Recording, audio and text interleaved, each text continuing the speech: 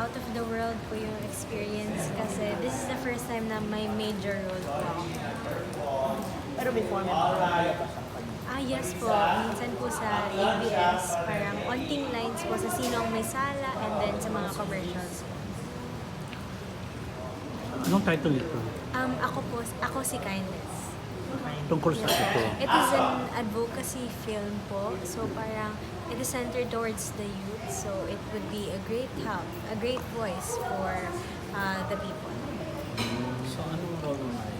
I am Arisa po. And I think this one of the characters na kailangan nyo pong i-look up kasi siya po yung magkakaroon ng major role and yeah, magiging maganda po siya sa movie. So, anong pakiramdam? Meron ka ng bida role So, sa isang pelikula? super overwhelming po and grabe, ang ganda po ng experience and I know that this experience would last a lifetime for them. Marian, ano to? Full length o short films? Full length pa ito, short films. Short film movie. Nag-block ka sa film. Yes, advocacy film. So, ikaw ba pinangarap mo magkaroon ng sariling pelikula? Yes po, ever since I was a child. Kaya ever since na nanonood po ako sa TV, I would watch it as an entertainment pero makukuha ko din po siya inspiration. And this time meron. Yes. So, anong pakiramdam? I'm very thankful to the people who were the cause of it, to Sir Richard, to my family, to Direct Chris Pablo, and of course, So, Inspiration. po. Inspiration. I think an artist na nilook up ko po si Miss Catherine po talaga. Catherine Bernardo, ever since I was a child. Sobrang hanga po ako kasi ang galing niya pong galing pong sumayang, galing niya pong umiyak, and mapapaniwala ka po talaga sa role. so anong mga napulot mo kay Catherine sa pag-portray mo dito sa movie na ito? Yung pagganda niya, yung pagiging natural po, yung pagiging in character. Kasi po every time na pinapanood ko po siya, parang hindi po siya si Catherine, para po siya yung character po na talaga niya. Very natural. Yes po. Ikaw ba ready kang magkaroon ng kalaktingin? Kasi alam naman natin, di ba si Catherine, nagsimula siya ng kalakti, may Daniel. Ikaw ba ready ka? Yeah, I'm open for that naman po. Hindi naman po ako nag-aayaw. Every opportunity, okay. If ever magkakaroon ng kalakting si Marian, sa mga teen actors ngayon, sino yung medyo nasa isipan ni Marian? Na pwede? Siguro po I think the first man that comes to mind is si Kyle. Charlie. Bakit si Kai? Bakit si Kai? Very talented po, very maganda din ma. Bakit hindi si Ding Dong? Charot. Sa showbiz crush, ikaw ba may mga crush ka o teenagers, may mga crushes? Si Kyle po, saka siguro si Kyle. Si Kyle din. Pero nagkaroon ka na ng chance na ma-meet si Kyle ng personal. Hindi po. Hindi pa. Malay mo soon, di ba makatrabaho mo, di ba? Marian, saan ka nahirapan sa movie na to? I think Arisa is a very extraordinary character po. And hindi po siya yung normal na madaling kunin na character. And I think that if mapapanood nyo po yung film sa premiere po namin, ma-realize nyo kung gaano po ka-hard yung character ni Arisa. And siguro po malayo po kasi talaga siya sa character. Arisa is very extroverted but at the same time introverted. So, it's very hard to catch. So, nung pinaplay ko po yung character niya, sobrang naganahan po ako kasi medyo mahirap po siya. Kanina napanood namin yung eksena ni Marubuli. Lahat kami napaiyak. Ano nag-usap na kayo ni Marubuli?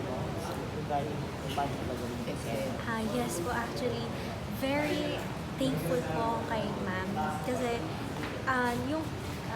yung eksena po kanina, very hard, very dramatic. And before po na mapunta po yung solo camera sa akin, kinausap niya po talaga ako na ganito dapat yung iisipin mo, ganito dapat yung emosyon mo. And she really told me na to look into her eyes para magkaroon ako ng emotional build-up and malaman ko na siya po yung kakampi ko sa scene. Kung napaiyak mo ka. Wala pang Marian, walang kaba. Kasi yung mga naka-eksena mo, yung mga kasama mo, matagal na mga Gaya ni Ruby Ruby. Yeah. si Patricia Ismael. There's some pressure po sa akin kasi syempre baguhan pa lang po ako, and nung nakikita ko po kung gaano kaganda mag-act po sila, sobrang na-inspire po ako, and the pressure in me was kind of big, pero nung nakita ko po, parang nawala and I was just inspired. Yes po, pero mas malaki po yung inspiration po na binigay niya sa akin kasi sa challenge. Imbis po na kabahan po ako sa kung paano magiging acting ko, naging okay po ako kasi she really assured me that I will be able to do well. Ngayon, lalala ka sa Oh yes po, sobra.